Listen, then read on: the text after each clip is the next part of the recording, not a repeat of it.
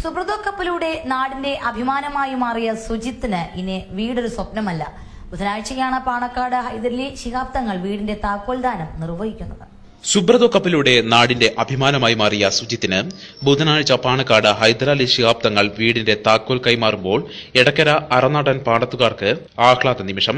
കോട്ടക്കൽ നഗരസഭ വികസന സ്ഥിരം സമിതി അംഗവും പഞ്ചായത്തിന്റെ മുൻ പ്രസിഡന്റുമായ പരവയ്ക്കൽ ഉസ്മാൻകുട്ടിയാണ് സുജിത്തിന് വീടൊരുക്കാൻ നേതൃത്വം നൽകിയത്.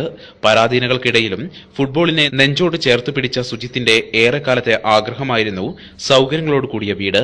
സുജിത്തിന്റെ അവസ്ഥയറിഞ്ഞ ജില്ലാ ലീഗ് നേതൃത്വം മുന്നിട്ടിറങ്ങി ദൌത്യം പി ഉസ്മാൻകുട്ടിയെ ഏൽപ്പിച്ചു.